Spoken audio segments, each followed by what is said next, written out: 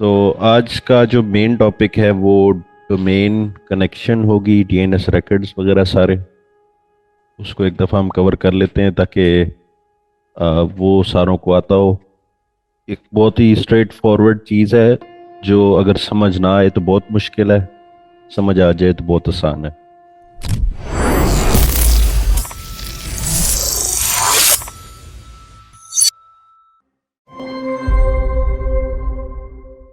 तो basically domain क्या चीज़ होती है?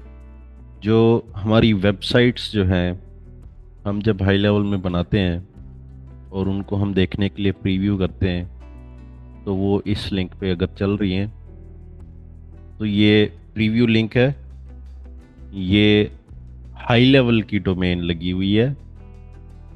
किसी भी वेबसाइट या फनल को ऑनलाइन करने के लिए एक डोमेन चाहिए होती है, ठीक है?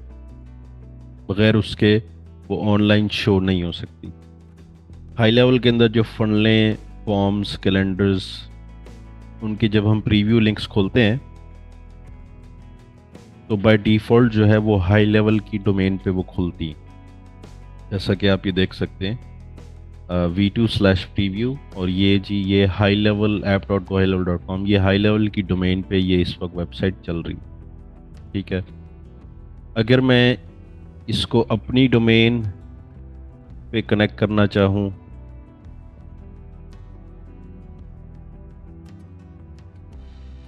देखता हूँ कनेक्ट की हुई है कि नहीं। कनेक्ट की हुई तो थी।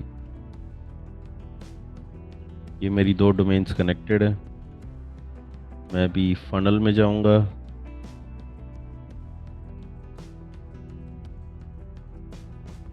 फनल को ओपन करके मैं सेटिंग्स में जाऊंगा।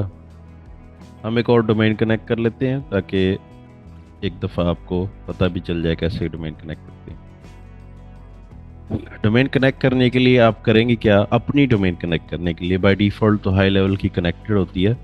अब आपका क्लाइंट कहता है कि जी मेरी आपने वेबसाइट वगैरह तो बना दी है।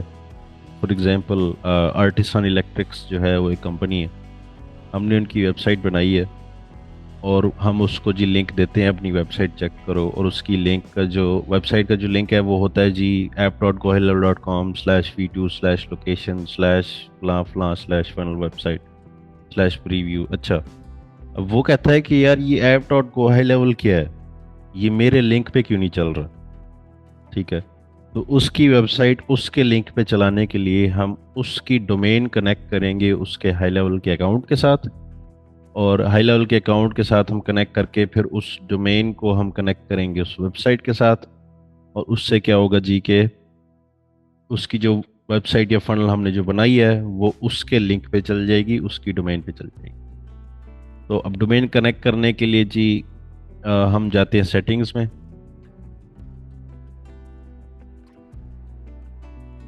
अब यहाँ पे ना आपको मैं बताता चलूँ, डोमेन हाई लेवल में तीन चार जगहों पे कनेक्ट होती है।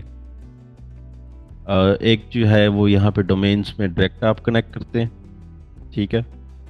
दूसरा जो आपने ईमेल के लिए डेडिकेटेड डोमेन कनेक्ट करनी होती है, अगर आपकी लीड कनेक्टर कनेक्टेड है। नॉर्मली जो है वो कभी लीड कनेक्टर होती है, कभी मेल गन होती है, ठीक है? तो फ़र्ज़ करें ये लीड कनेक्टर है, तो आप यहाँ पे डेडिकेटेड डोमेन पे क्लिक करके आप अपनी यहाँ डोमेन कॉन्फ़िगर कर सकते हैं, ठीक है? तो कनेक्ट कर सकते हैं। मैं आपको वो भी दिखा दूंगा अभी करके। अगर आपके क्लाइंट ने मेल गन कनेक्ट की हुई है तो फिर आपको उसका मेल गन अकाउंट लॉगिन करना पड़ेगा और वहाँ पे जाके आपको अपनी डोमेन कनेक्ट करनी पड़ेगी, ठीक है? अभी मैं आपको दूसरी जगह दिखाता हूँ।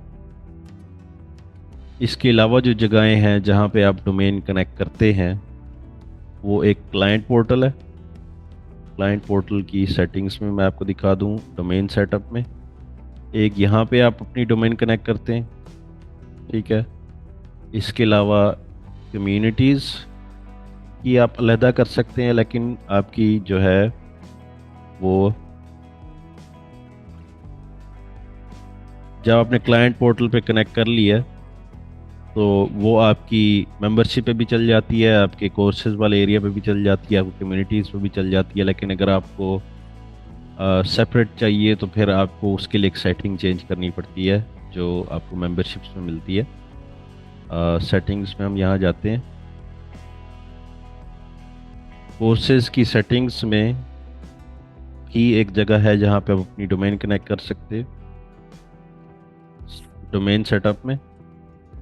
ठीक है, अब आप देखें यहाँ पे इस वक्त जो है वो क्लाइंट पोर्टल वाली डोमेन हर जगह कनेक्ट हुई हुई है।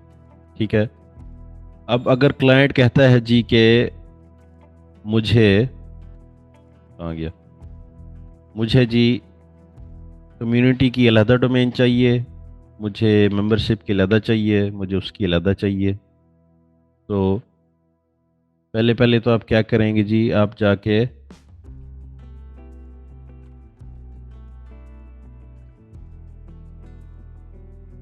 यहाँ पे लेगेसी का ऑप्शन था एक,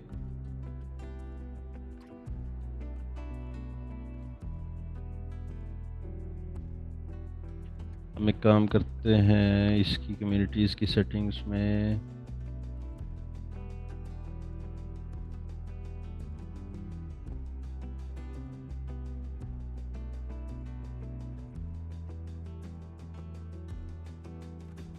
क्लाइंट पोर्टल में देखते हैं डोमेन, यहाँ भी कम्युनिटी ही लगी हुई है। खैर ये तो हमारी कम्युनिटी आ गई। मेंबरशिप्स में कोर्सेज की सेटिंग्स में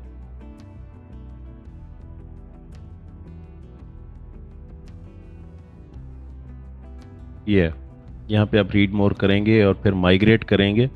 इससे होता क्या है कि आपकी जो मेंबरशिप है वो लेगेसी सेटिंग्स पे चली जाती है।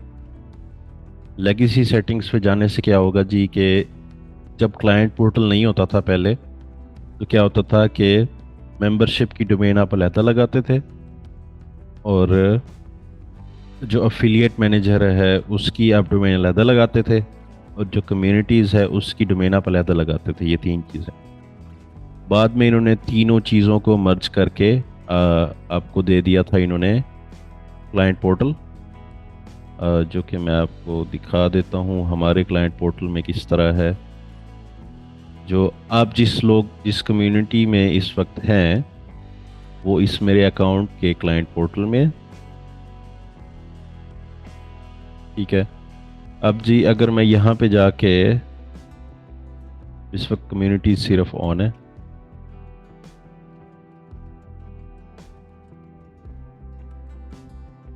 क्योंकि इस वक्त कोई मेंबरशिप सेटअप नहीं है और कोई एफिलिएट मैनेजर भी सेटअप नहीं है। अब उसको हम ऐड करेंगे तो वो सब कुछ शो होना शुरू हो जाएगा क्लाइंट पोर्टल में। अब जी अगर आपका क्लाइंट बोलता है जी कि नहीं, मुझे कम्युनिटी का लिंक अलहदा चाहिए, मुझे मेंबरशिप का लिंक अलहदा चाहिए और मुझे एफिलिएट मैनेजर का लिंक अलहदा चाहिए, तो उसके लिए जी आप कोर्सेज की सेटिंग्स में जाएंगे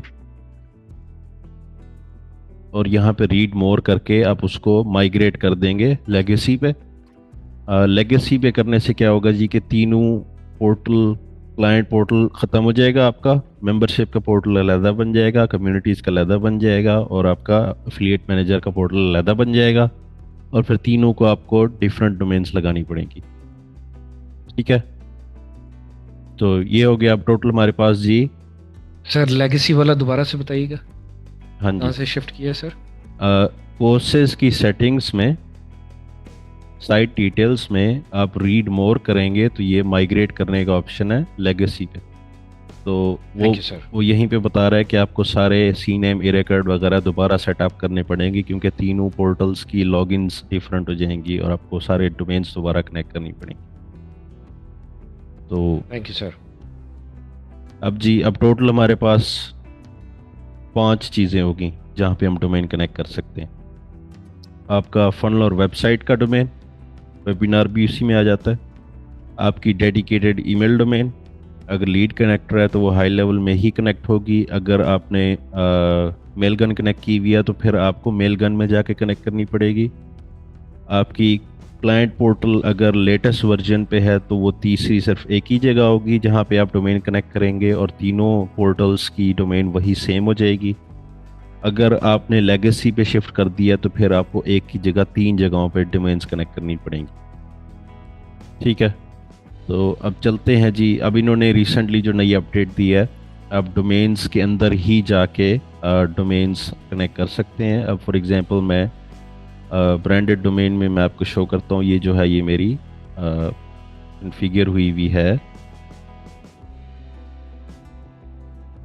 अच्छा, ये जो मैंने कॉन्फ़िगर की थी ये भी मैं आपको बता दूं। जो एक बिजनेस प्रोफाइल है, छठी जगह जहाँ पे आप अपनी डोमेन कनेक्ट कर सकते हैं, जो ब्रांडेड डोमेन है।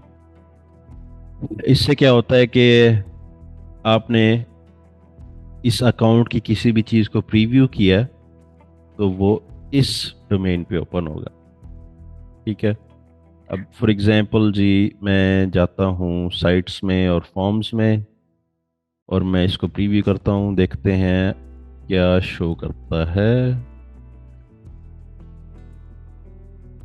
देखें लिंक डॉट हेरल्ड शाह ऊपर शो हो रहा है। ठीक है, ये link dot Herald Shah show हो रहा है और app dot go high level इसलिए नहीं शो हो रहा क्योंकि बिजनेस प्रोफाइल में जो ब्रांडेड डोमेन है वो मैंने link dot Herald Shah connect की थी। ठीक है, तो ये अब हमारे पास टोटल 6 जगहें होंगी जहाँ डोमेन कनेक्ट होती है। ठीक है, और इसके अलावा मेरा नहीं ख्याल कि कोई और जगह होती है हाई लेवल में जहाँ पे आप डोमेन कनेक्ट कर सकते हैं। अब जी तो हाँ जी फाद भाई। आई थिंक सैन भाई, एजेंसी लेवल पे भी हम डोमेन कनेक्ट कराते हैं, वो ज़रा इनको बता दें, क्योंकि सातवां एजेंसी जो लेवल पे जो ब्रांडेड डोमेन है और जो सब अकाउंट लेवल पे ब्रांडेड डोमेन है उनमें थोड़ा सा कॉन्फ्लिक्ट है। हाँ, तो ये थोड़ा सा इशू हो जाएगा इनके लिए, वो थोड़ा सा कंफर्म करते हैं इनके लिए। Switch to agency settings company. अच्छा जी, कंपनी में वाइट लेबल में जो जगह है वहाँ पे आप मज़ीद डोमेने कनेक्ट कर सकते हैं, लेकिन ये स्पेसिफिक होता है एजेंसी लेवल पे। इसमें होता है जो वाइट लेबल डोमेन है ना, अब मैं ये ऐप डॉट नर्चर बॉक्स खोलूँगा ना, ये इस वक्त जो हाई लेवल की एजेंसी आप देख रहे हैं, ये एजेंसी इस पे भी खुल सकती है। अब जो वाइट लेबल डोमेन है वो app dot go high level पे भी वो एजेंसी खुलती है, और जो वाइट लेबल आपने कनेक्ट की है उस पे भी वो खुलती है। ठीक है, अभी मैंने ऐप डॉट नर्चर बॉक्स खोला है, अब आप वही एजेंसी देख रहे हैं इस वक्त जो इधर खुली हुई थी। हालांकि यहाँ पे app dot go high level है, यहाँ पे ऐप डॉट नर्चर बॉक्स है। ठीक है, एपीआई डोमेन, इसमें जो है ये बेसिकली होता है जी के अब जो टोकन्स वगैरह आप एपीआई के अंदर यूज़ करते हैं, उसके अंदर जो एपीआई कनेक्शंस वगैरह होते हैं वहाँ पे आपने अगर उसको भी वाइट लेबल करना है, फॉर एग्जांपल आप किसी डेवलपर को दे रहे हैं डॉक्यूमेंटेशन के जी हमारे हाई लेवल के इस फ्लां सब अकाउंट के साथ एपीआई कनेक्शन आप कर दो। ठीक है, अब जी अब वहाँ पे अगर आपका लिंक लिखा हुआ आ गया ऐप डॉट को हाई लेवल, तो अगले बंदे को तो पता चल जाएगा ये हाई लेवल यूज़ कर रहे हैं। तो एपीआई डोमेन जो है आप यहाँ पे वाइट लेबल कर सकते हैं। वाइट लेबल का मतलब होता है मास्क कर देना, एक्चुअल डोमेन के ऊपर एक और डोमेन कनेक्ट कर देना। ठीक है, तो अब अब इस चीज़ को कैटर करने के लिए अब तो कुछ अरसा पहले जो है वो हमें ये इशू आया था, साल 2 साल पहले, जहाँ पे जी हमारा क्लाइंट था वो अपने आगे क्लाइंट्स को ये नहीं बताना चाहता था कि हम हाई लेवल यूज़ कर रहे हैं। वो उन लोगों को बता रहा था कि जी ये मेरा अपना एक सॉफ्टवेयर है जो मैंने बनाया है। ठीक है, अब उसके आगे जो क्लाइंट्स थे उनमें से एक डेवलपर था, उसने जी हमें कहा जी कि मुझे इसकी ज़रा एपीआई वगैरह दो, मैंने जो है अपने अकाउंट के साथ एपीआई कनेक्शन करने। ठीक है, या फिर कनेक्शंस करने हैं इस अकाउंट के साथ। अब हम वो उसको ना दें, क्योंकि अब हमने अगर उसको दिया तो वो उसमें ऐप डॉट को हाई लिंक डॉट को हाई लेवल लिखा होगा, तो उसको हमें बड़ा इशू हुआ था कैटर करने के लिए। और आखिर में हुआ ये था कि हमने उसको कहा था कि हमारी एपीआई डॉक्यूमेंटेशन है ही नहीं, तुम जेपीआर पे जाओ, जेपीआर पे लीड कनेक्टर लिखा होगा और तुम जेपीआर के थ्रू करो जो तुमने करना है। ठीक है, तो अब जो है इन्होंने एपीआई डोमेन की भी वाइट लेबलिंग दे दी है, आप अपनी यहाँ पे भी डोमेन कनेक्ट कर सकते हैं। यहाँ दो ही डोमेनें मज़ीद नज़र आ रही हैं। तो अब टोटल हमारे पास कितनी जगहें हो गई जहाँ पे हम डोमेन्स कनेक्ट कर सकते हैं? 2 एजेंसी में और 6 सब अकाउंट में। अब एक और जगह, जो एजेंसी की ईमेल डोमेन है, वो ईमेल्स एजेंसी सेटिंग्स में ईमेल सर्विसेज में कनेक्ट होती है। तो ये है वही चीज़, सब अकाउंट लेवल पे जो हम ईमेल कनेक्ट करते हैं है वही चीज़। फॉर एग्जांपल मैं यहाँ पे जाता हूँ, तो यहाँ पे मैं ऐड डोमेन करता हूँ, तो ये जो है हमें ऑप्शन दे देगा डोमेन ऐड करने की। है वही चीज़, बस ये जो है बस एजेंसी लेवल पे है। तो टोटल जो है वो हमारे पास 9 जगहें होंगी जहाँ हम डोमेन्स कनेक्ट कर सकते हैं। तो अब जी चलते हैं जी, मैं आपको एक डोमेन कनेक्ट करके दिखाता हूँ। अब जी हम यहाँ पे कनेक्ट डोमेन करते हैं। ठीक है, अब डोमेन कनेक्ट करने के लिए अब आपने करना क्या है, हम यहाँ कनेक्ट डोमेन करते हैं और यहाँ पे अब आप बेसिकली 4 जगहें, ओ 10वीं जगह जहाँ पे हम डोमेन कनेक्ट कर सकते हैं। मैं बल्कि एक और एजेंसी खोलता हूँ जहाँ पे उन्होंने वर्डप्रेस कनेक्ट की हुई है। ये जी एक और एजेंसी है, इन्होंने वर्डप्रेस अपनी कनेक्ट की हुई। यहाँ पे अगर आप वर्डप्रेस पे जाएं, यहाँ पे अब होता क्या है, आप क्रिएट साइट करते हैं, वो एक वर्डप्रेस की होस्टिंग आपको बना के देता है। आप अपनी जो एग्जिस्टिंग वर्डप्रेस साइट है या तो वो इसमें माइग्रेट करते हैं या फिर यहाँ पे एक न्यू वेबसाइट बनाते हैं। ठीक है, एलिमेंटर प्लगइन वगैरह के साथ। तो यहाँ पे मैं मैनेज वेबसाइट करूँ और फिर मैं अगर जाऊँ इधर इन्फो में नीचे, तो ये आप देखें उन्होंने अपनी वेबसाइट की इधर डोमेन कनेक्ट की हुई है। ठीक है, और आपने डोमेन लगानी है तो आप यहाँ ऐड डोमेन करेंगे, डोमेन लिखेंगे ऐड मैनुअली वगैरह करके। ये मैं यहाँ नहीं करूँगा कि इन केस उसकी वेबसाइट ना ख़राब हो जाए। तो अगर आपको मैं वेबसाइट दिखाऊँ उसकी, तो इसको प्रीव्यू करते हैं। ये क्लाइंट की वेबसाइट है। ठीक है, और ये होस्ट हुई हुई है, ये उसने प्लेस की हुई है इस यूआरएल पे, और ये यूआरएल आपको कनेक्ट करना पड़ेगा, ये लिंक कनेक्ट करना पड़ेगा इधर वर्डप्रेस की इन्फो के अंदर, यूआरएल के अंदर। ठीक है, अब जी टोटल 10 जगहें हो गई जहाँ पे हम डोमेन कनेक्ट करते हैं। 7 सब अकाउंट लेवल पे, 2 एजेंसी लेवल की कंपनी सेटिंग्स में, और 1 एजेंसी लेवल की ईमेल सर्विसेज की सेटिंग। ठीक है, तो 10 टोटल जगहें होगी जहाँ पे हम डोमेन कनेक्ट करते हैं। ठीक है, अब जी आ जाएं जी अब वापसी अकाउंट की सेटिंग्स में, डोमेन्स में। अब जी जो ब्रांडेड डोमेन है जी, ये वही ब्रांडेड डोमेन है जो मैंने इधर बिजनेस प्रोफाइल में आपको दिखाई थी। इसको अगर हम कनेक्ट करें तो ये यहाँ पे आपको ले जाएगा जी, इधर आ जाओ वापसी कनेक्ट कर। ठीक है, हम वापसी जाते हैं। अगर मैं कनेक्टेड डोमेन करके मैं करता हूँ जी क्लाइंट पोर्टल की मैंने कनेक्ट करनी है, तो ये हमें ले जाएगा जहाँ पे मैंने कम्युनिटी की डोमेन कनेक्ट की हुई है उधर। तो यहाँ पे आप मॉडिफाई करो, ऐड करो। ठीक है, आपको वो एक डीएनएस रिकॉर्ड देगा जो आपने अपनी डोमेन में ऐड करना है, और फिर आप वो ऐड करेंगे, वापसी आके वेरीफाई करेंगे और वो डोमेन कनेक्ट हो जाएगी। अगर मैं करता हूँ जी मैंने वर्डप्रेस कनेक्ट करनी है, तो इस वक्त जो है वर्डप्रेस की सब्सक्रिप्शन मेरी ऑन है नहीं अकाउंट की, लेकिन करनी कहाँ होती है वो मैंने आपको दूसरी एजेंसी में दिखा दी है। ठीक है, इधर वर्डप्रेस में इधर इन्फो का टैब होता है।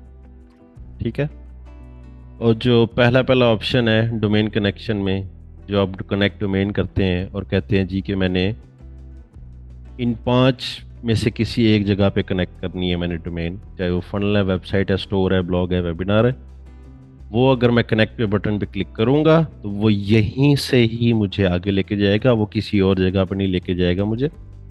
अब हम चलते हैं जी मेरे गोडैडी अकाउंट में।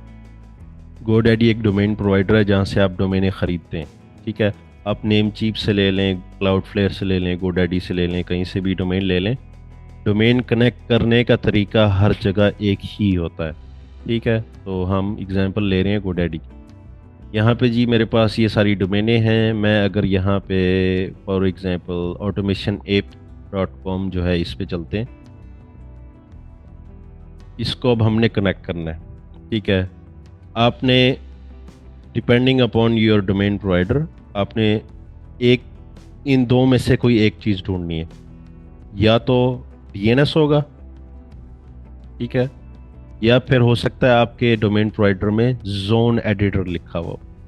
ठीक है, अब जी अगर आपने डीएनएस पे क्लिक किया है, अच्छी बात है, एग्जांपल आ गई है। अगर आपने डीएनएस पे क्लिक किया है और वो कह रहा है कि हम आपके डीएनएस डिस्प्ले नहीं कर सकते, तो आपने पहले पहले जाके नेम सर्वर्स में चेक करना है कि कहीं मेरे नेम सर्वर कहीं और तो नहीं गए हुए। ठीक है, हमारे केस में हमारी डोमेन के जितने भी डीएनएस रिकॉर्ड हैं वो नेम सर्वर पे गए हुए हैं, क्लाउड फ्लेयर पे। वो किसी और का क्लाउड फ्लेयर अकाउंट है, ऑटोमेशन है का। तो मैं इसको करूँगा जी चेंज नेम सर्वर, अपने नेम सर्वर्स चेंज करो और रिकमेंडेड जो गोडैडी के डिफ़ॉल्ट नेम सर्वर हैं उन पे वापसी ले जाओ। इसको मैं सेव करूँगा, कंटिन्यू। ठीक है, अब जी इसको हम रिफ्रेश करते हैं। अब यहाँ पे जो है गोडैडी लिखा हुआ आना चाहिए नेम सर्वर्स। डीएनएस पे जाते हैं, नेम सर्वर्स पे, ठीक है, domain control NS28 domain control, ठीक है, ये गोडैडी के नेम सर्वर है। अब हम डीएनएस रिकॉर्ड्स पे जाएंगे तो फिर जो है वो ये आ गया है, ऐड न्यू रिकॉर्ड का ऑप्शन हमारे पास आ गया। ठीक है, इस वक्त कोई डीएनएस रिकॉर्ड लगा हुआ नहीं है। तो अब हम करेंगे क्या कि हम ये कॉपी करते हैं। ठीक है, हम वापसी जाते हैं अपने अकाउंट में। अब वो मैं यहाँ पे पेस्ट करूँगा, automationapp.com, कंटिन्यू। अब जी ये जो चेक बॉक्स है ये आपने जो डोमेन कनेक्ट किया है, अब डोमेन जब भी आप कनेक्ट कर रहे होगे ना, ठीक है, अगर तो क्लाइंट स्पेसिफिकली कहे कि मैंने सिर्फ ये कनेक्ट करना है, दूसरा कनेक्ट नहीं करना, तो ठीक है। वरना नॉर्मली जब आपको क्लाइंट बोलता है ना कि फॉर एग्जांपल एक क्लाइंट है, उसकी कंपनी automationapp.com है और वो कहता है यार मेरी डोमेन तो कनेक्ट कर दो, तो उसका मतलब ये होता है कि automationapp.com कनेक्ट तो करनी है, साथ में जो है आपने www.automationapp.com साथ में कनेक्ट करनी है। ये दो एंट्री हैं। ठीक है, लोगों को लगता है ये एक ही है, ये दो एंट्रियाँ होगी। ठीक है, दो डीएनएस रिकॉर्ड हम कनेक्ट करेंगे, एक बगैर www वाले के और एक www के साथ के। ठीक है, अब आप कॉन्सेप्ट समझ लें, एक रूट डीएनएस होता है और उसके बाद एक एलियस होता है, ठीक है, जिसको हम सी नेम बोलते हैं। रूट हमेशा एक ही होता है, ठीक है, और वो सिर्फ एक ही जगह पे कनेक्ट हो सकता है। ये जो है जिसके ऑटोमेशन ऐप के पीछे कुछ नहीं लगा हुआ, ये रूट है। ठीक है, हमेशा इसी पे ही मेन आपकी जो जिस वेबसाइट फनल ब्लॉग को आप इस के साथ कनेक्ट कर दोगे वो उसी पे ही रहेगा। ठीक है, अब आपने इसके पीछे कुछ और लिख दिया www.automationer.com, ये एलियस है, ये सी नेम है। सी नेम आप एक डोमेन के जितने मर्जी लगा लें, आप लगा सकते हैं। ये एक सी नेम है, go.automationapp.com सी नेम है, www.automationapp.com ये भी सी नेम है, और page.automationapp.com ये भी सी नेम है, domain.automationapp.com ये भी सी नेम है, pc.automationapp.com ये भी सी नेम है, herald.automationapp.com ये भी सी नेम है। automationapp.com से पहले आपने कोई भी लफ्ज़ कुछ भी लिख के डॉट लगा दिया, वो सी नेम, वो उसकी एलियस है, वो उसका निक नेम समझ लें, उसका वो मेन डोमेन का वो निक नेम। ठीक है, अब हम जी यहाँ पे www अगर लगाते हैं, अब एक फ़र्क है www वाले सी नेम में और बाकी सी नेम्स में, जो मतलब हाई लेवल एक फ़र्क रखता है। उसमें ये है कि अगर आपने www.automationapp.com लिख के कंटिन्यू किया तो वो पूछेगा कि आपने भाईजान सिंपल जो रूट डोमेन है वो भी साथ कनेक्ट करनी है, तो इसको चेक बॉक्स पे चेक करना। ठीक है, सिर्फ ये एक वाहिद सी नेम रिकॉर्ड है जिस पे हाई लेवल ये पूछता है। ठीक है, अगर मैं इसको गो कर दूं, go.automationapp.com, तब ये नहीं पूछेगा। ठीक है, मैं इसको हेरल्ड कर दूं, तब भी ये नहीं पूछेगा। सिर्फ रूट डोमेन यानी automationapp.com जब आप कनेक्ट कर रहे हैं तो पूछेगा कि www भी कनेक्ट करना है, या फिर आप खाली www.automationape.com लिखेंगे तब वो पूछेगा कि क्या आपने रूट डोमेन भी कनेक्ट करनी है। वो ये है, ठीक है, बगैर किसी एलियस के, बगैर किसी automationape.com से पहले कुछ भी नहीं लगा होगा, उसको रूट डोमेन बोलते हैं। ठीक है। अब गोडैडी की डोमेन कनेक्ट करना बहुत आसान है, शदीद आसान है। आपने सिर्फ एक दूसरे टैब में गोडैडी लॉगिन करके रखना है आपने, और कुछ भी नहीं करना। आपने डोमेन कनेक्ट की और उसको बताना है कि जी ये वाला करना है कि नहीं करना। हमारे केस में हम कनेक्ट कर रहे हैं, दोनों कर रहे हैं, www भी कर रहे हैं और हम रूट डोमेन ही कनेक्ट कर रहे हैं। इसको मैं कंटिन्यू करूँगा, वो ढूंढेगा जी ये डोमेन होस्टेड कहाँ पे है। अगर तो गोडैडी है, क्लाउडफ्लेयर है, या फिर गूगल डोमेन है, तो वो आपको यहीं पे बता देगा। ठीक है। अब जी यहाँ पे वो कह रहा है जी कि record multiple A records found. ठीक है। अब इसकी वजह ये है कि हो सकता है जो हमने अपने नेम सर्वर लगाए हुए थे पिछले क्लाउडफ्लेयर की डोमेन में, क्लाउडफ्लेयर के डोमेन प्रोवाइडर में, वहाँ पे इसके ए रिकॉर्ड लगे हुए हों, और हमने अभी नेम सर्वर चेंज किए हैं कि इसको वापसी गोडैडी में लेके आओ। वो अभी प्रोपागेट नहीं किया। प्रोपागेट का मतलब है अभी वो इफेक्ट में नहीं आए। यहाँ पे हमें नज़र तो आ रहा है कि वो आ गए हैं, लेकिन वो इस वक्त एक्चुअल इफेक्ट में नहीं आया। अब मैं करूँगा क्या कि इसको एक इशू को टैकल करने के लिए एक तरीका ये है कि जिस तरह मैंने देखा कि ट्रबल शूट नहीं, मैं वापसी जाता हूँ, ये मैंने लिखा हुआ है, कंटिन्यू करूँगा, ये चेक करके मैं क्लिक करूँगा ऐड रिकॉर्ड्स मैन्युअली, वो मुझे ये दो रिकॉर्ड्स देगा कि जो ए रिकॉर्ड है, ठीक है, वो हमारी रूट डोमेन के लिए होता है, और एट द रेट साइन जो है ये भी हमारी रूट डोमेन के लिए होता है। www सी नेम है, यहाँ पे कुछ भी हो सकता था, www की जगह हेरल्ड हो सकता था, को हो सकता था, लिंक हो सकता था, कुछ भी हो सकता था, वो सी नेम है। ठीक है। अब मैं ये दोनों रिकॉर्ड्स ऐड करके देखता हूँ। मैं इसको कहता हूँ जी मुझे एक नया रिकॉर्ड ऐड करना है, ए रिकॉर्ड, या अब नेम की जगह वो कह रहा है जी एट द रेट साइन डालो, हम वो डाल देंगे। अब जी रिक्वायर्ड वैल्यू की जगह वो कह रहा है कि ये डालना है, हम वो डाल देते हैं। ETL नॉर्मली आप 1 घंटा या आधा घंटा रखें, ठीक है, इससे ना बढ़ाएं ज़्यादा, टाइम टू लोड। और एक और वैल्यू आप ऐड कर लें, नहीं यहाँ पर नहीं करेंगे, इसको मैं सेव करता हूँ।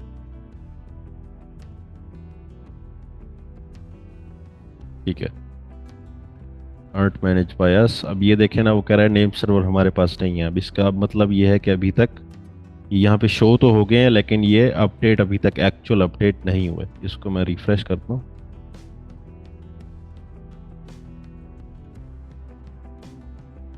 ठीक है, DNS ये आ गए ना सारे। अब ये प्रोपगेट हो गया, हमारे पास सारे ऑप्शन आ गए। अब देखें जी, ग्लिच हुआ ये। नॉर्मली आपको एक डोमेन एक से ज़्यादा ए रिकॉर्ड नहीं लगाने देती। अभी ये मैंने प्रोपगेट होने से पहले एक ए रिकॉर्ड लगा दिया है, वो दोनों आके ठहर गया, अभी ग्लिच कर जाएगा, कुछ भी नहीं चलेगा। अब करेंगे क्या, मैं पार्क वाला डिलीट कर रहा हूँ। हमें सिर्फ वही ए रिकॉर्ड चाहिए जो हमने अभी लगाया। ठीक है। अब मैं अगर वापसी जाऊँ, इसको मैं बैक करके दोबारा कंटिन्यू करके ऐड रिकॉर्ड मैन्युअली करता हूँ। अच्छा जी, अब मैंने जो रिकॉर्ड डिलीट किया है वो भी अभी प्रोपगेट नहीं हुआ, उसको भी 2-4 मिनट लगेंगे लोड होने में। ठीक है, जब तक ये लोड होता है अब हम बाकी भी लगा लेते हैं। फॉर एग्जांपल वो कह रहा है कि आपने जो सी नेम लगाना है www वाला, उसकी ये रिक्वायर्ड वैल्यू होनी चाहिए। मैं ये कॉपी करता हूँ, मैं गोडैडी में जाऊँगा, मैं पहले तो ढूंढूंगा कि पहले से मौजूद तो नहीं है। ठीक है। अब मैं आपको एक चीज़ बताता चलूँ कि अगर आपका क्लाइंट आपसे आके कह रहा है ना कि मेरी डोमेन कनेक्ट कर दो इस वेबसाइट पे, या मेरे हाई लेवल में डोमेन कनेक्ट कर दो, सबसे पहला जो आपने उससे सवाल करना है ना, वो ये करना है कि तुम्हारी वेबसाइट पहले है कोई। अगर वो कहेगा है, हाँ है, तो आप वो कहोगे कि वो इसी लिंक पे चल रही है जो तुम मुझसे कनेक्ट करवा रहे हो। कहेगा हाँ जी है।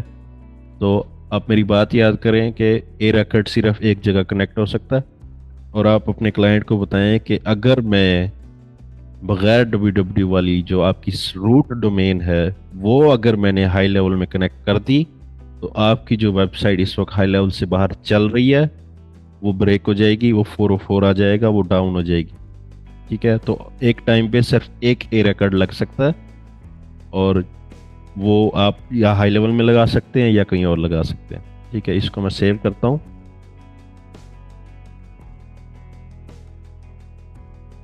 ठीक है, वापसी चलते हैं, दोबारा हम ट्राई कर लेते हैं ऐड रिकॉर्ड मैनुअली वेरीफाई। अब देखते हैं जी होता है कि नहीं होता। अच्छा जी, जब तक ये लोड होता है, वेरीफाई होता है, मैं आपको रिकॉर्ड्स के बताता चलूँ। ए रिकॉर्ड और टेट्रा ए रिकॉर्ड जो है ये तकरीबन एक ही चीज़ होती है। ठीक है, जो ए रिकॉर्ड है वो IPv4 पे होता है, नॉर्मली वेबसाइट्स इसी पे ही होती हैं।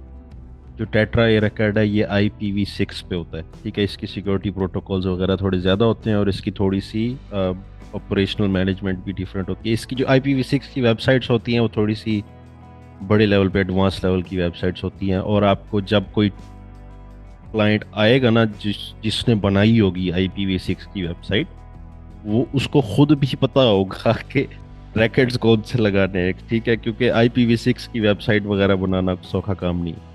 ठीक है, अब जो एलियस हैं, जितने भी एलियस हैं, चाहे आप अपने क्लाइंट पोर्टल पे ये डोमेन कनेक्ट कर रहे हैं, चाहे आप अपने वर्डप्रेस पे कनेक्ट, वर्डप्रेस पे तो खैर आप रूट डोमेन भी कर सकते हैं, चाहे आप अपनी डेडिकेटेड डोमेन सेट कर रहे हैं, कुछ भी कर रहे हैं, आपको एक सी नेम लाजमी लगाना पड़ेगा, क्योंकि एलियस आपको उधर लगाना पड़ता है।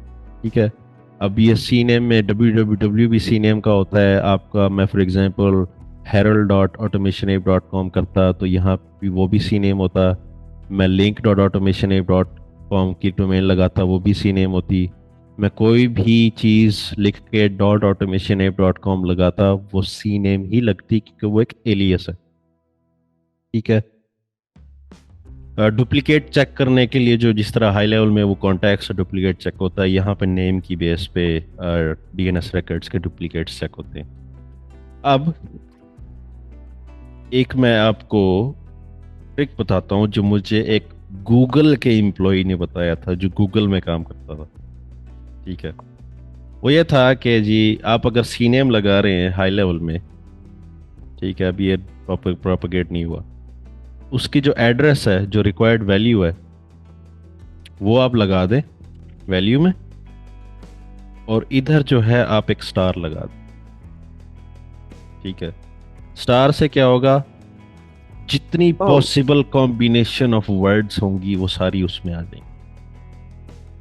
ठीक है, तो इसको अगर मैंने यहाँ सेव कर दिया तो होगा क्या कि अब मुझे एक सी नेम लगाने के लिए दोबारा हाई लेवल में दोबारा गोडैडी में आने की ज़रूरत नहीं। मैं कुछ भी लिख दूं, कंटिन्यू करके ऐड रिकॉर्ड मैन्युअली करके वेरीफाई कर दूं, वो वेरीफाई हो जाएगा, क्योंकि उधर स्टार लगा हुआ है, वो उसको एक्सेप्ट कर लेगा। स्टार यूनिवर्सल है, स्टार सब कुछ एक्सेप्ट कर लेता है। ठीक है, ये हो गया। अब जी रिकॉर्ड्स की मैं आपको टाइप्स बता दूं, बता रहा था, ए रिकॉर्ड और टेट्रा ए रिकॉर्ड सेम है, सिर्फ IPv4 और 6 का फ़र्क है। ए रिकॉर्ड IPv4 पे होता है, टेट्रा ए IPv6 पे होता है। सी नेम जो है वो होता है एलियस होता है उस डोमेन का।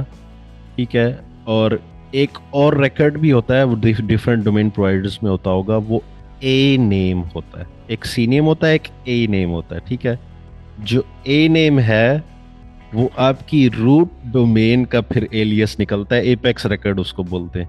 ठीक है, लेकिन वो फिर वो हो जाता है, एडवांस हो जाता है, हम ज़्यादा उस पर नहीं जाएंगे। MX रिकॉर्ड जो है वो आपकी ईमेल एक्सचेंज का होता है। ठीक है, आपके इनबॉक्स, किसी चीज़ का आपने इनबॉक्स, किसी ईमेल सर्विस का आपने इनबॉक्स करना है ना इस्टेब्लिश, तो उसके लिए आपको 2 से 3 MX रिकॉर्ड्स लगाने पड़ते हैं, 6 भी होते हैं कभी कभार। ठीक है, अब हाई लेवल जो है उसके 2 होते हैं, कभी 3 होते हैं। ठीक है, और उसमें यह है कि MX रिकॉर्ड में एक चीज़ और एक्स्ट्रा होती है, वो प्रायोरिटी होती है। ठीक है, हाई लेवल में जितने भी MX रिकॉर्ड हैं उनकी प्रायोरिटी 10 होती है। ठीक है, अब यहाँ पे जी फॉर एग्जांपल मैंने अपनी ईमेल कनेक्ट करनी है, ये लें जी हमारी डोमेन भी कनेक्ट होगी। Home, proceed to finish. अच्छा जी, अब सर अगर हम स्टार ही ऐड कर दें तो एक्सेप्ट कर लेगा? ये कभी ट्राई नहीं किया मैंने, कनेक्ट करके देख लेते हैं, देखते हैं जी। मुझे लगता नहीं है वैसे। Star dot automation, sir wild card accept नहीं करता। वाइल्ड कार्ड नहीं करता? वो नहीं नहीं करता जीशान भाई। अच्छा जी, अब मैंने उधर स्टार लगाया हुआ है। मैं चाहता हूँ कि मेरा open A I dot automation app dot com, मैं ये डोमेन कनेक्ट करूँ। हाई लेवल आपको बोलेगा कि ओहो, ये डीएनएस रिकॉर्ड जाके लगाओ इसके साथ। ठीक है, मैं कहूँगा भाई मैं नहीं लगाता, आप क्या करो। ठीक है, उसकी वजह ये है कि हमने उधर स्टार लगाया हुआ। होस्ट में आपने कुछ भी लिख दिया हो, अगर उधर स्टार लगा हुआ है यहाँ पे वो एक्सेप्ट कर लेगा। ठीक है, तो अभी देखते हैं इसको, 30 सेकंड देते हैं, ये कनेक्ट होता है कि नहीं। फिर ये तो फिर प्रोवाइडर पे डिपेंड करेगा ना। अगर हमारा प्रोवाइडर वाइल्ड कार्ड नहीं एक्सेप्ट करता है, लेट सपोज कोई आपको नॉर्मली प्रोवाइडर एक्सेप्ट करते हैं वाइल्ड कार्ड। ठीक है, मेजर प्रोवाइडर सारे एक्सेप्ट करते हाँ हैं। जी, आप स्टार लगा दो डीएनएस रिकॉर्ड में, सीनेम में, वो एक्सेप्ट करेगा। अब जी, जो ए नेम की मैं बात कर रहा था उसमें फॉर एग्जांपल ये है। अब गोडैडी में ए नेम किस तरह लगता है कि वो लगाते आप ए रिकॉर्ड ही हो, तो यहाँ पे एट द रेट की जगह आप कुछ और लिख देते हो, और यहाँ पे आप अपनी जो है वो IPv4 की वैल्यू यहाँ पे आप सेम लगाते हो। ठीक है, अब इसको मैं कनेक्ट करूँगा, ये एक सब डोमेन कनेक्ट कर देगा उसको बगैर सी नेम लगाए। लेकिन ये मतलब जुगाड़ है एक, तो ये वो हो सकता है। इसलिए अब आपको मैं एक यूज़ केस बताता हूँ। एक एजेंसी ओनर है, वो कहता है कि मैं जो भी क्लाइंट साइन अप करूँगा उसको डोमेन मैं अपनी लगाऊंगा। ठीक है, अब वो डोमेन कैसे अपनी लगाएगा? फॉर एग्जांपल austinmedication.com जो है वो उसकी डोमेन है, और उसने उसने क्लाइंट साइन अप किया डेविड को। ठीक है, वो चाहता था जी कि आप जब भी कोई क्लाइंट साइन अप करो, आप उसकी सेटिंग्स में जाओ, कनेक्ट डोमेन करो, और यहाँ पे लिखो david.austinmedication.com और इसको कनेक्ट कर दो। ठीक है, अब कोई नया बंदा आएगा, वो सोचेगा यार कि डीएनएस रिकॉर्ड लगाए बगैर कैसे ये एक्सेप्ट हो गया, और हर अकाउंट में एक्सेप्ट हो जाता है। ठीक है, तो उसने पीछे से यही जुगाड़ लगाया हुआ था कि उसने एक अलहदा से डोमेन ली हुई थी austinmedication.com, जो वो यूज़ ही सिर्फ इसलिए करता था कि मेरे क्लाइंट्स के अकाउंट्स में उसकी सब डोमेन कनेक्ट होनी है।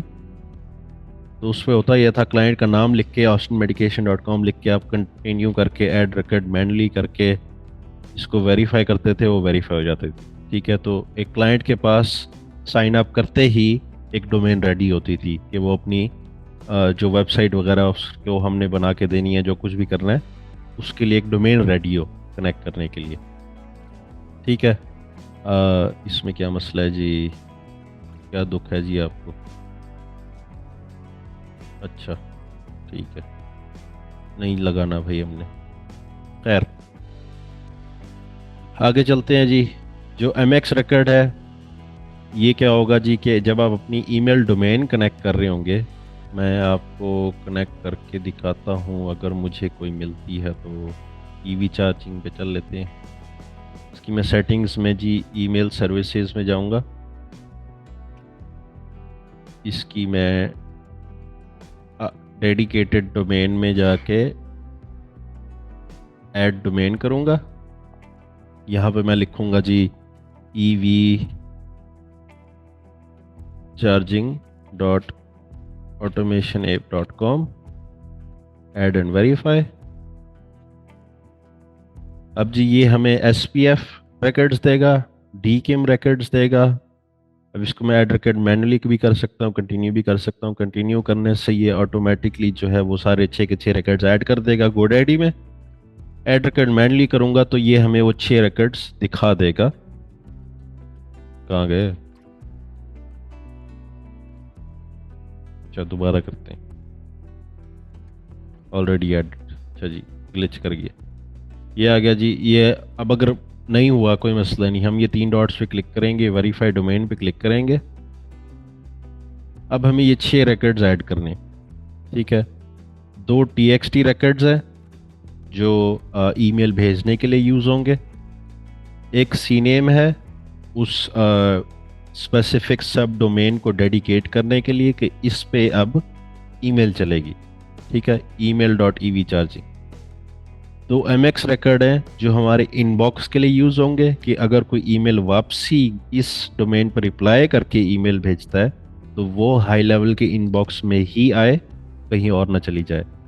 और आखिर में एक डी मार्क रिकॉर्ड है, EXT रिकॉर्ड है ये। जो डी मार्क रिकॉर्ड है ये आपकी ट्रस्ट बिल्ड करता है ईमेल सर्वर्स के साथ। अब नॉर्मली देखते हैं ना कि आपने ईमेल भेजी है वो स्पैम में चली जाती है। जब शुरू में ये क्लास मैंने शुरू की थी तो मेरी ईमेल जो थी वो भी शुरू में स्पैम में जा रही थी, क्योंकि मैंने ताज़ा जो है वो ईमेल डोमेन अपनी कनेक्ट की थी। अब स्पैम से बचने के लिए आप करते ये हैं कि एक तो लाजमी आपने डी मार्क रिकॉर्ड जो है अपना DNS रिकॉर्ड में ऐड किया होना चाहिए, ठीक है, ट्रस्ट बिल्ड थोड़ा सा बेहतर होता है।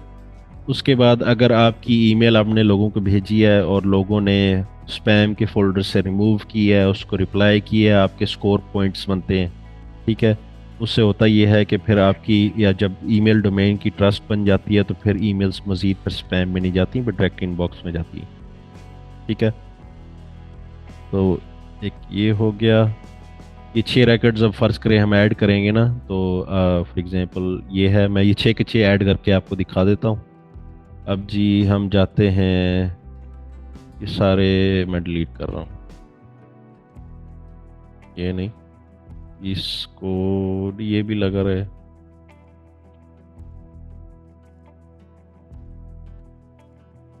ठीक है। अच्छा डिलीट,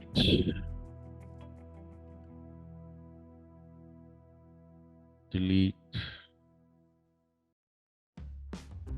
अच्छा अब जी, अब ये जो NS रिकॉर्ड है ये आप डिलीट नहीं कर सकते, ठीक है। ये नेम सर्वर रिकॉर्ड्स हैं, ये जो हमने इधर अभी नेम सर्वर्स अपने चेंज किए थे ये उसके रिकॉर्ड्स हैं, NS रिकॉर्ड्स बोलते हैं इनको। इनको आप डिलीट नहीं कर सकते जब तक आपने नेम सर्वर GoDaddy का लगाया हुआ है, ठीक है। ये देखें ये डिलीट करने का ऑप्शन भी नहीं दे रहा, ना एडिट करने का ना डिलीट करने का।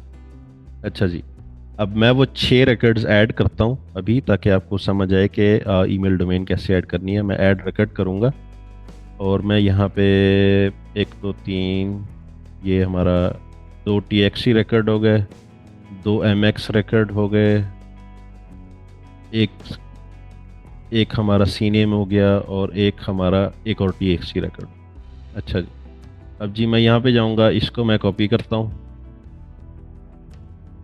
ठीक है। इसको इधर पेस्ट करूँगा, इसको हम करेंगे TXT और ये मैं सारा कॉपी करता हूँ, ये मैंने इधर पेस्ट कर दिया, इसको 1 आवर कर दिया, एक TXT आ गया।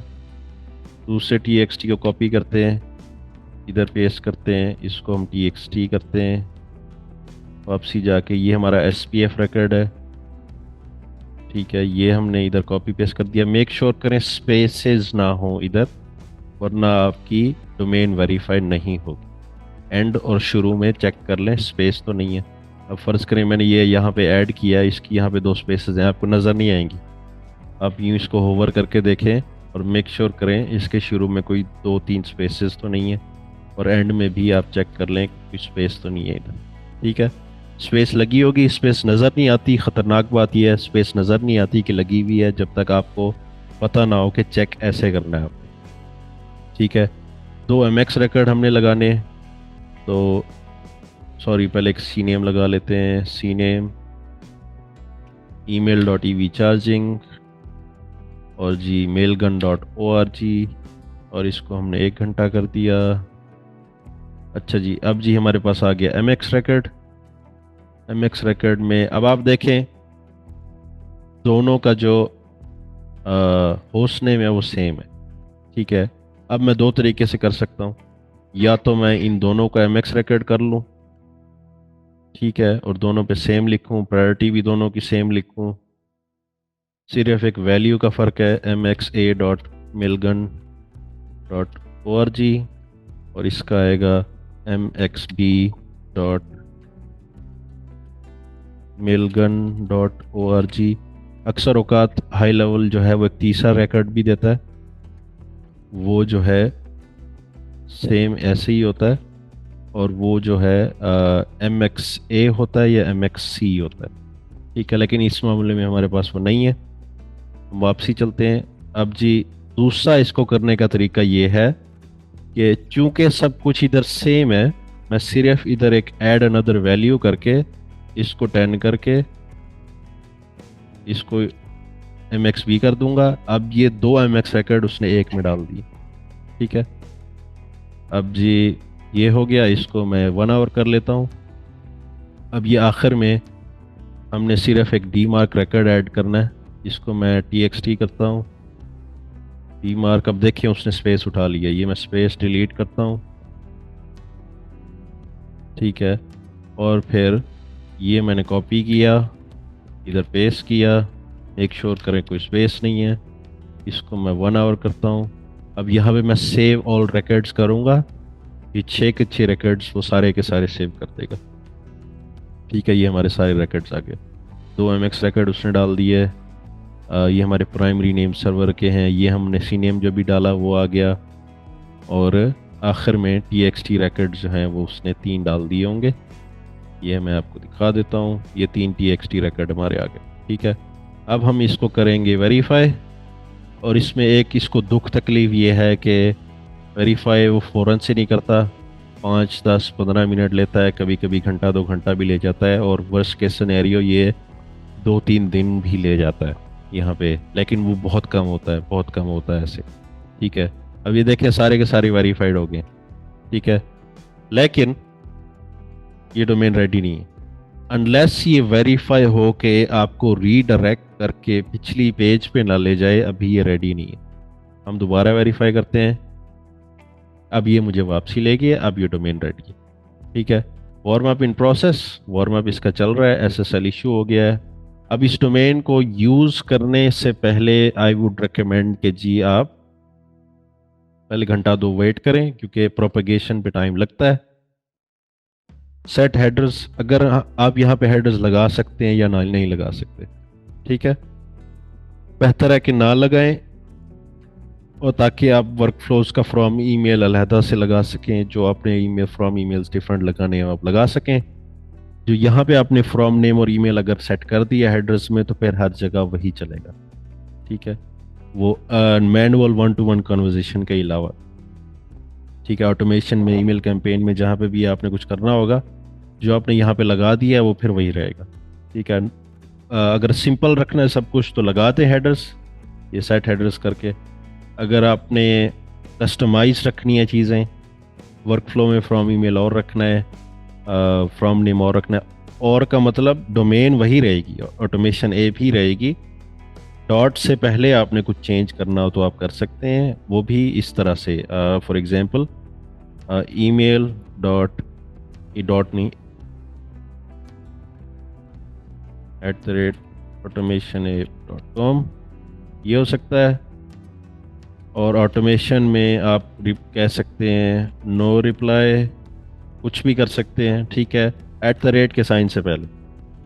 यूं आप नहीं कर सकते कि जी आपने डोमेन ही चेंज कर दी, ठीक है, डोमेन आप चेंज नहीं कर सकते। डोमेन चेंज कर दी, वो आपका जो आपने डी मार्क लगाया वो क्लैश कर जाएगा, और आपकी ईमेल हो सकता है पहुंचे ही ना, हो सकता है 100% ऑफ द टाइम स्पैम में जा रही हो, ठीक है। तो ये हो गया। जो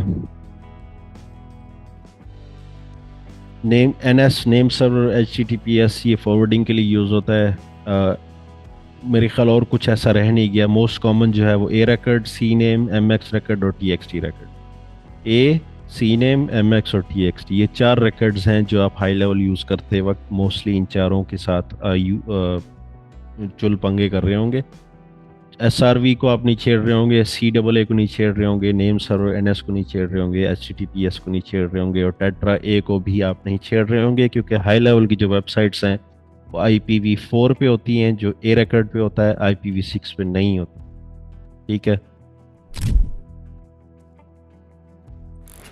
हाँ जी साद हफीज भाई। सर हम क्लाइंट हंटिंग के लिए जब पोर्टफोलियो देते हैं तो आप रेकमेंड करेंगे क्या हम अपने सब अकाउंट पे ब्रांडेड डोमेन लगा दें प्रेजेंटेबल के लिए रादर देन app.go-highlevel?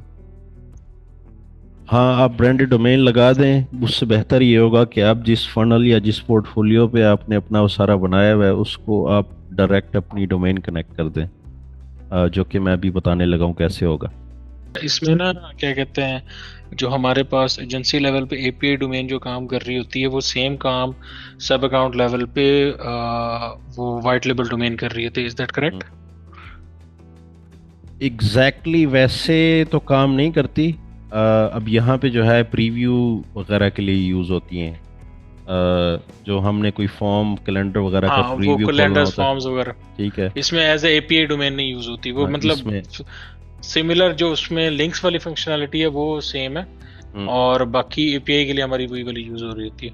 हाँ, अब यहाँ पे जो आप API डोमेन कनेक्ट करेंगे वो उसके जितने भी API बेयरर टोकन्स वगैरह जो आएंगे ना वो फिर वो तो समझ आ गया। इस डोमेन से आएंगे, बस ताकि। मुझे वो एक चीज की कंफ्यूजन थी, वो मैंने क्लियर करनी थी। हाँ जी।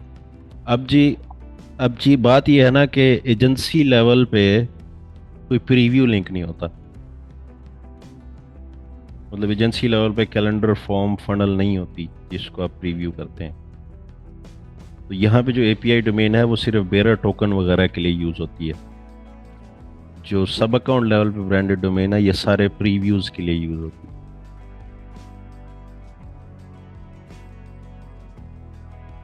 ठीक है। हाँ जी साद भाई।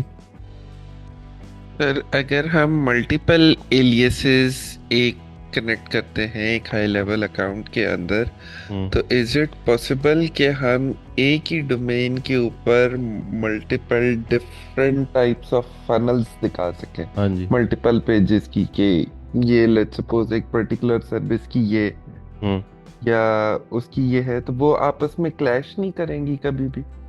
नहीं, एज लॉन्ग एज जो नेम है आपकी डोमेन में वो आपने डिफरेंट लगाया हुआ है वो क्लैश नहीं करती। अगर आपने सेम वैल्यू पे नेम आपने जो है वो सेम रख दिया तो एक चीज़ इसमें डिफरेंट होनी चाहिए, या नेम डिफरेंट होगा या वैल्यू डिफरेंट होगी। अगर आपने हाई लेवल में लगाना है तो वैल्यू उसकी सेम रहेगी हर डोमेन की, सार सी नेम की। नेम डिफरेंट होगा आपका। अगर आपने नेम और वैल्यू और टाइप तीनों चीज़ें सेम कर दी हैं वो क्लैश कर जाएगी। पर इसमें फिर राउटिंग वो किस बेसिस पे कर रहा है? टाइप की बेसिस पे, नेम की बेसिस पे, कि नेम की वैल्यू की बेस बेसिस? नेम की बेसिस पे हो रही है राउटिंग। वैल्यू अगर आपने चेंज कर दी वो तो हाई लेवल की वैल्यू ही खत्म हो जाएगी, वो आप फिर हाई लेवल में नहीं कनेक्ट कर सकते। So value is the connection और ऑथेंटिकेशन की टाइप ऑफ कि वो किस प्लेटफॉर्म से कनेक्ट हो रहा है, जबकि नेम उसको बता रहा है कि ये नया रिकॉर्ड है या एग्जिस्टिंग रिकॉर्ड है। यस। ठीक है, थैंक यू। हाँ जी अब्दुल्ला मंसूर भाई। सर अगर हम उधर स्टार लगा दें और एक और सी नेम रिकॉर्ड ऐड कर दें और उसको अलग रीडायरेक्ट कर दें, मतलब हम लोड रिक्वेस्ट पे ना करें, हम अपनी एक अलग से एक और सब डोमेन चलाना चाह रहे हैं, मैं पोर्टफोलियो की चलाना चाह रहा हूँ, तो क्या वो उधर स्टार से निकलेगी? पर मेरी बेसिकली जो क्वेश्चन है वो ये है कि प्रायोरिटी किसकी होगी? अब बात समझे, मतलब क्वेश्चन समझ में आया है कि प्रायोरिटी किसकी? अब्दुल्ला इसमें प्रायोरिटी स्टार की होगी, वाइल्ड कार्ड की होगी, बाकी के जितने भी होंगे। लेट्स सपोज आपने एक को GHL की तरफ रीडायरेक्ट किया और दूसरी सब डोमेन को आपने वर्डप्रेस की तरफ रीडायरेक्ट किया, तो वर्डप्रेस उसको एक्सेप्ट नहीं कर पाएगा क्योंकि स्टार वाला ओवरराइड कर जाएगा और साइट लुडिक्रस यानी GHL की तरफ रीडायरेक्ट करेगा उसे। ठीक है, तो बेसिकली अगर स्टार लगा हुआ है तो वो ओवरराइड कर जाएगा बाकी के सारे सी नेम रैकेट्स पे। ठीक है, फिर तो मतलब ये एटलीस्ट GoDaddy और Cloudflare इन दो का मुझे अंदाज़ा है कि इनमें ऐसे होता है। हो सकता है किसी और लिनक्स प्रोवाइडर या फ्लेवर में कोई और जून एडिटर में कोई चीज़ चेंज हो, तो उसका मेरा बहुत एक्सपीरियंस नहीं है, तो इसका सिनेरियो डिफरेंट हो सकता है, इसका लेकिन मतलब इन दो में फिर एंड पे है। सटार भी जो है ना हमारे पास खतरनाक चीज है। शदीद खतरनाक चीज़ है, बड़ी एहतियात से लगाना। हाँ जी। तो सर ये जो हमारे पास अक्सर हमने देखते हैं साइट्स पे कि उनके पास आ रहा होता है calendars.ww, उनकी साइट का नाम आ रहा होता है, वो होती तो सब डोमेन है। सीन तो है। एक डोमेन जब हम परचेज करते हैं तो सब हम्म, डोमेन्स भी हमें ऐड करनी होगी, यानी कि मैं चाहता हूँ कि जो मेरी फनल्स की डोमेन है उसमें शुरू में लिखा है फनल्स, हम्म। तो ये ऑटोमेटिकली होगा कि हम खुद ही जब डोमेन लगाएंगे तो वो ऐड कर देगा। खुद वो नहीं करेगा।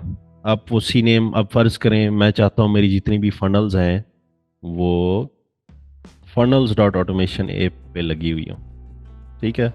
मैं अपने अकाउंट में जाता हूँ। अब स्लग और चीज़ है और सब डोमेन और चीज़ है, वो भी मैं आपको भी बता देता हूँ। automationapp.com पे डोमेन कनेक्ट हुई हुई है, फनल कनेक्ट हुई हुई है, मैंने इसको कनेक्ट कर दिया कॉन्फ़िगर, ठीक है। फनल एडिट, ठीक है। अब जी ये कनेक्टेड है तो फिर यही कनेक्टेड है उस फनल के साथ, ठीक है। मैं आपको भी दिखा देता हूँ। ये फनल में हम आ गए। अब आप देखें जो स्लैश के आगे है ना ये स्लग है, ठीक है। इसको चेंज करने के लिए अगर आप इधर करेंगे आप स्टेप यूआरएल में, लेकिन ये भी नहीं होगा। अगर आपने funnels dot automation app dot com जो है सब डोमेन ही, अब ये फ़र्क है कि वो आगे फनल्स लिखा हुआ है या पीछे फनल्स लिखा हुआ है, तो उसके लिए आपको डोमेन कनेक्ट करनी पड़ेगी, सब डोमेन। तो मैं इसको ऐसे करता हूँ funnels dot automation app dot com, इसको मैं कंटिन्यू करूँगा, ऐड रिकॉर्ड मैनुअली करूँगा कि उसने मुझे दे दिया सी नेम जो मैंने अपने गोडैडी में लगाना है, ये मैं जी उधर सर। जाके लगाऊंगा, इधर आके वेरीफाई करूंगा, वो सब डोमेन कनेक्ट हो जाएगी, फिर मैं उसको अपनी फनल से कनेक्ट, ठीक है ठीक है। सर, और same goes for the calendars. Calendars तो आप अपनी फनल के अंदर प्लेस करेंगे ना, तो डोमेन फनल से कनेक्ट होगी। जो अगर आप कैलेंडर्स पे, अच्छा हम हाँ, कहते आप हैं, कह रहे हैं सब डोमेन कैलेंडर्स की लगानी है, तो हाँ वो भी आप फिर calendars dot automation app dot com लगाएंगे। ठीक है सर, ये क्वेश्चन था। हाँ जी फाद भाई। अच्छा, ये थोड़ा सा मैंने कहा इस पे वो क्या कहते हैं इनको, वो इंसाइट दे दूं कि हाउ दीज थिंग्स वर्क्स। हम्म, जब आप सब डोमेन क्रिएट करते हैं, बेसिकली सर्वर साइड पे क्या होता है कि server same as it is, जैसे आपके कंप्यूटर में फाइल्स पड़ी हैं, सेम सर्वर पे भी फाइल पड़ी होती है। जब आप स्लग बनाते हो तो वो सेम डायरेक्टरी में आपकी एक अलग फाइल बनती है।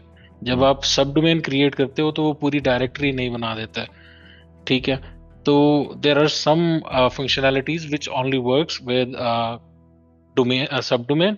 और अगर आप स्लग बना दिया आपने, फॉर एग्जाम्पल xyz.com/home, और आप उसको एक्सपेक्ट करो कि वो चले abc.xyz/home पे, तो वो नहीं चलेगा क्योंकि उस डायरेक्टरी में वो फाइल नहीं होगी, हालांकि रूट डोमेन सेम है।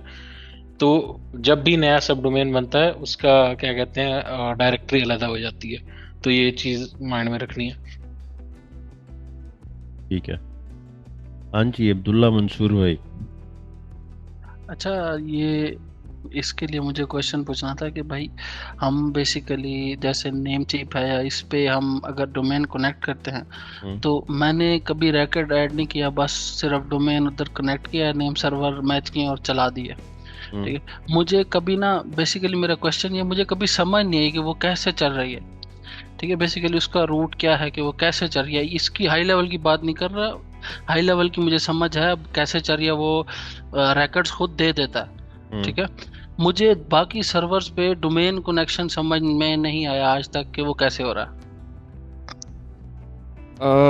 देखें अब्दुल्ला भाई, इसमें इस तरह से होता है कि जब हम कोई भी रैकेट लगाते हैं, जब भी कोई डोमेन टाइप होती है तो सब डोमेन को वो इंटरनेट रिकग्नाइज नहीं करता है, इसलिए हम डीएनएस रैकेट लगाते हैं, डोमेन नेम सर्वर्स, ठीक है। वो उसको आइडेंटिफाई करता है कि ये क्या बात कह रहा है, क्या ये रूट बोल रहा है, क्या ये उसका एलियस बोल रहा है, या उसका ईमेल सर्वर बोल रहा है। उस रैकेट के फिर पैरामीटर्स या जिनको हम वैल्यूज़ कहते हैं, वो फिर आगे डिफाइन करते हैं कि अच्छा अब इसने जो सवाल किया है उसके आगे ये क्या चाहता है। तो जब भी किसी सर्वर को आप ये इंस्ट्रक्शन रेकॉर्ड की फॉर्म में देते हैं, बेसिकली आप उसको ये इंस्ट्रक्शन दे रहे होते हैं कि अगर कोई तेरे से ईमेल पूछे तो तूने क्या करना है, किधर जाना है, वो सर्वर किधर एग्जिस्ट करता है। आईपी रिकॉर्ड बेसिकली बताता है, और आईपी रिकॉर्ड खड़ा होता है आपके नेट के अंदर, या जिसको नेटवर्क एड्रेसिंग टेबल कहते हैं, उसके अंदर खड़ा होता है।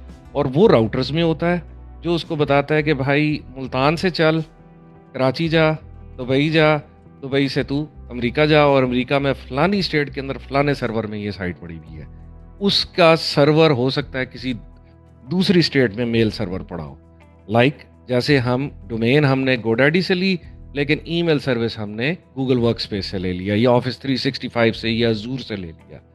तो जो रेकॉर्ड की इंस्ट्रक्शन होती है वो उसको उसके पैरामीटर डिफाइन कर रही है। रेकॉर्ड की टाइप ये बता रही है कि ये क्या सवाल करेगा, जवाब क्या देना है, और उस रेकॉर्ड के नेम सिर्फ उसको एड्रेस बता रहा है कि ये कहाँ पे जाके ये पहुंचेगा।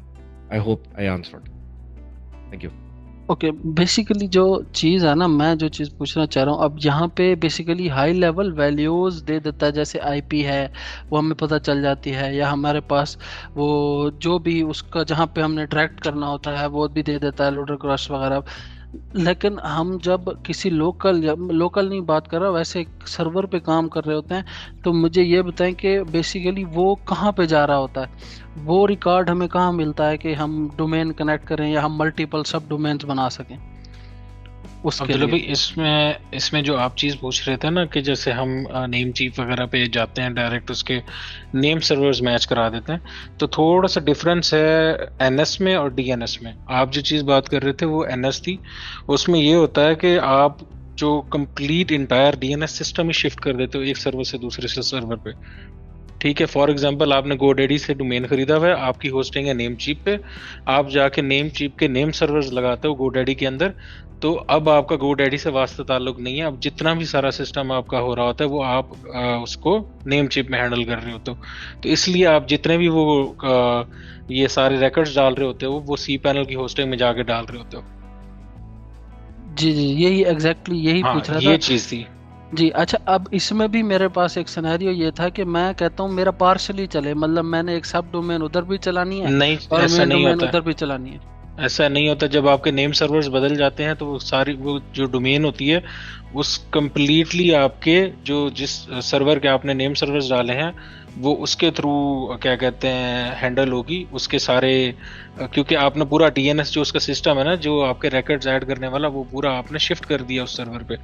तो आपका गोडैडी से कोई वास्ता ताल्लुक नहीं होगा, आपकी सब डोमेन गोडैडी पे नहीं बनेगी, आपकी सब डोमेन अब बनेगी नेम सर्वर उस पे नेम चीप के ऊपर। ओके, समझ हाँ। गया।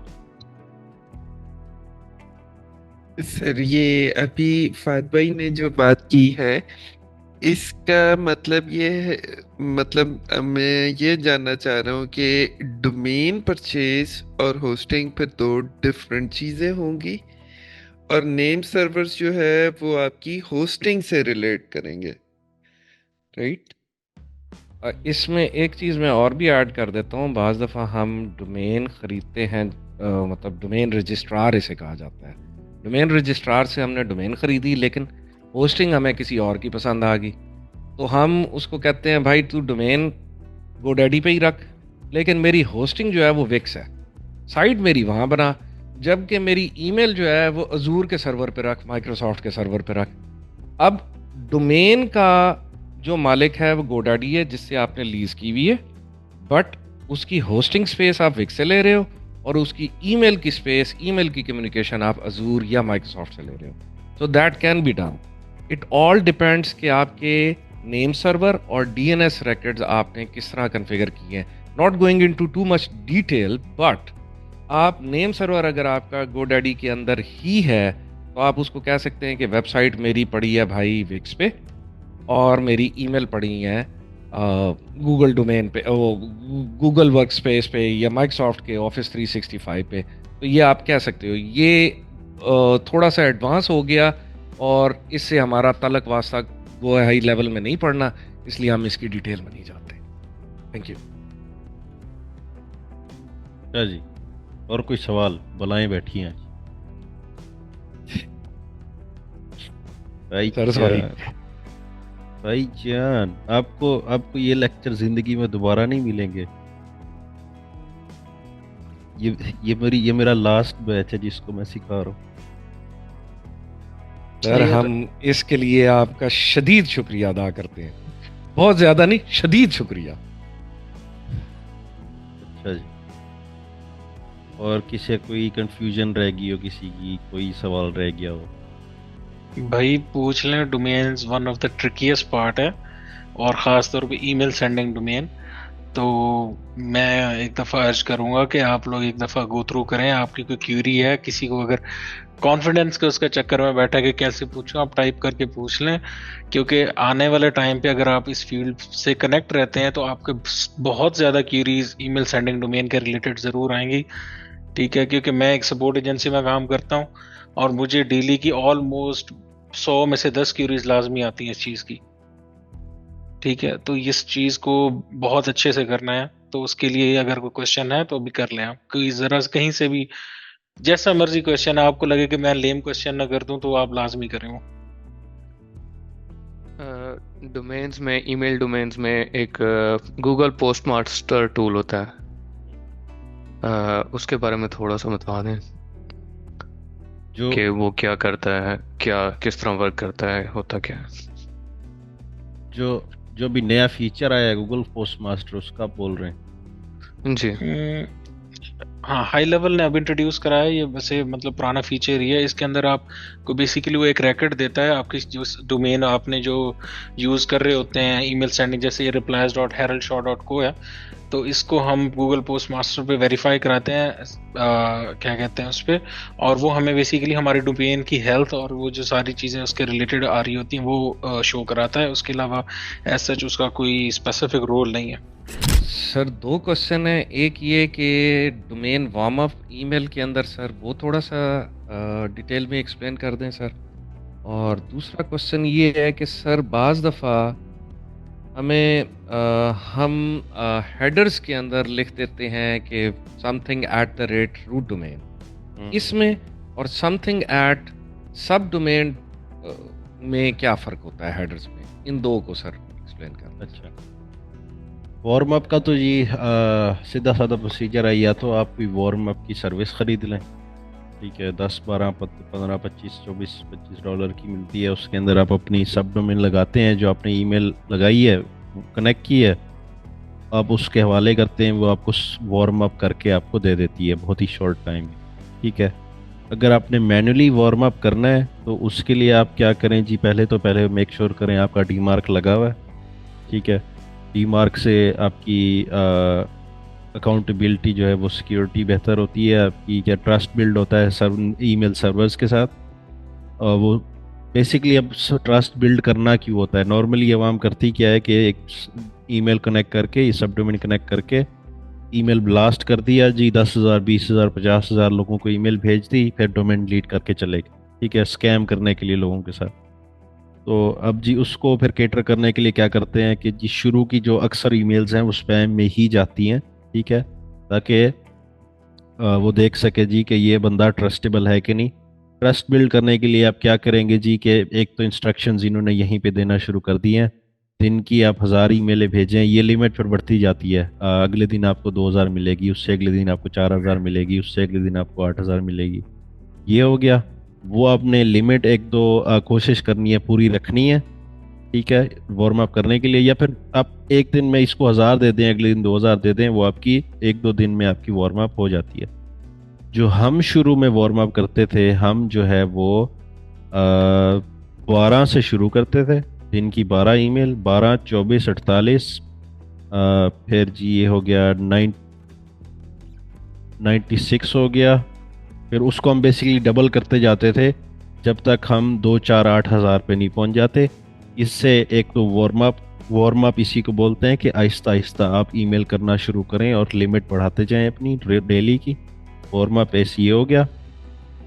दूसरा, आपने कोशिश ये करनी है कि जिन लोगों को आप ईमेल भेज रहे हैं वो आपको जानते हों, आपकी ईमेल को वो ओपन करें। अगर आपकी ईमेल उनकी स्पैम में गई है, वो आपकी ईमेल को मार्क एज नॉट स्पैम करें, और अगर वो आपकी ईमेल को रिप्लाई कर देते हैं तो बहुत ही बेहतरीन बात है।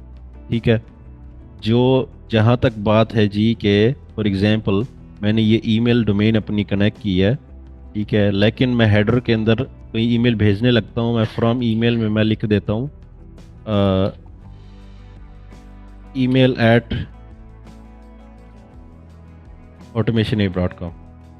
अच्छा, अब इससे होगा क्या कि जब कोई ईमेल जाएगी ना क्लाइंट के पास या आपके कस्टमर के पास, उसको लिखा हुआ आएगा कि आपको ईमेल आई है फ्रॉम email@automationapp.com से। ठीक है, जैसे ही वो इसको रिप्लाई का बटन दबाएगा, ऊपर लिखा हुआ आएगा कि आप रिप्लाई कर रहे हैं email@evcharging.automationapp.com को।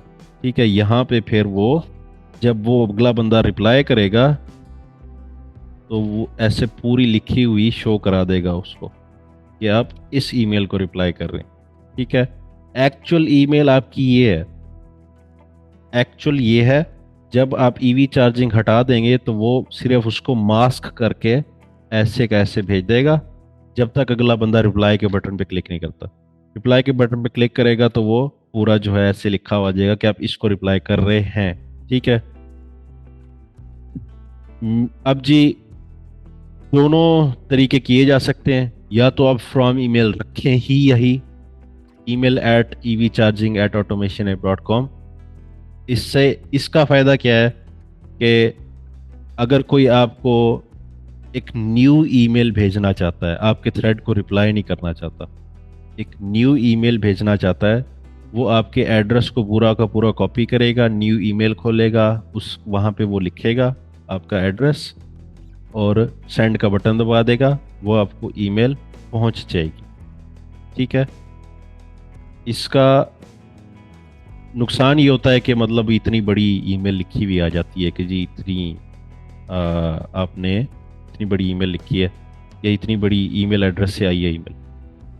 जो दूसरा है उसका भी प्रोज एंड कॉन्स आपको मैं बताता हूँ। email@automationapp.com में इसका प्रोज इसका ये है कि ये छोटी सी ईमेल है, अच्छी प्रीमियम लगती है।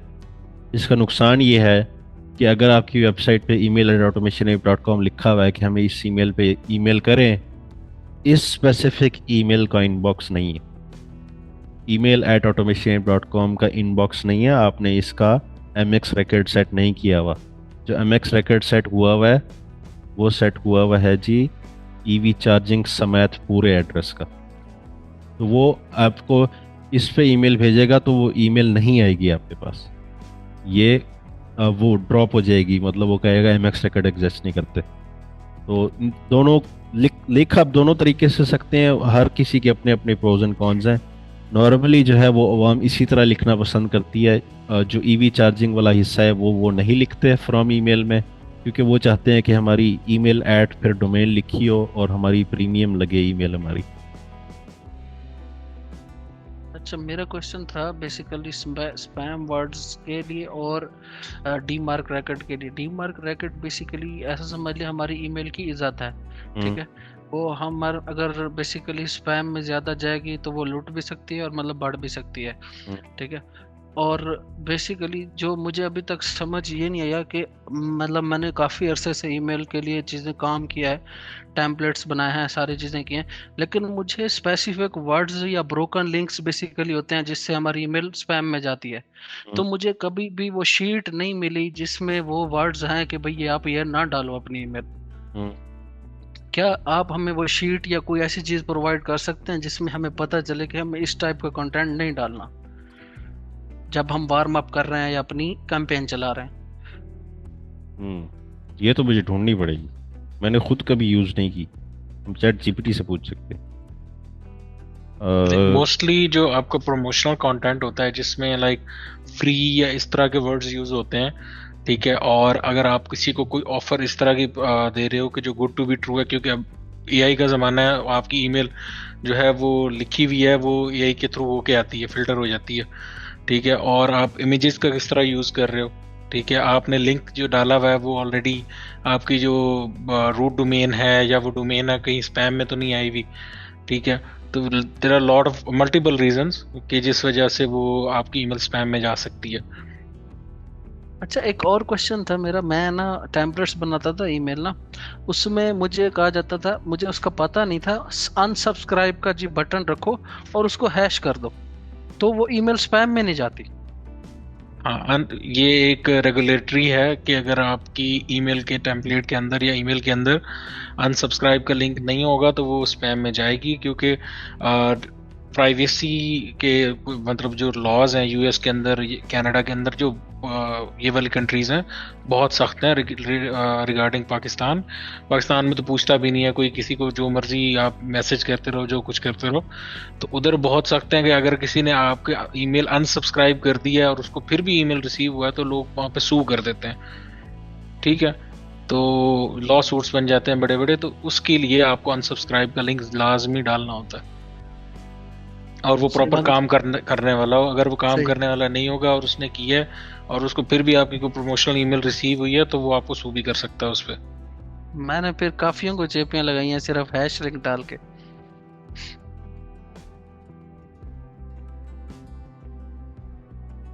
दुल्ला भाई आप तो खतरनाक बंदे हैं। अच्छा जी, मेरी मीटिंग है जी, शुरू हो गई है। अगर आपको आज की वीडियो अच्छी लगी है तो चैनल को सब्सक्राइब करें, वीडियो को लाइक करें, बेल आइकन का बटन दबाएं ताकि आपको रेगुलर अपडेट्स मिलती रहें। इंशाल्लाह अगले लेक्चर में मिलते हैं जी। अल्लाह हाफिज़।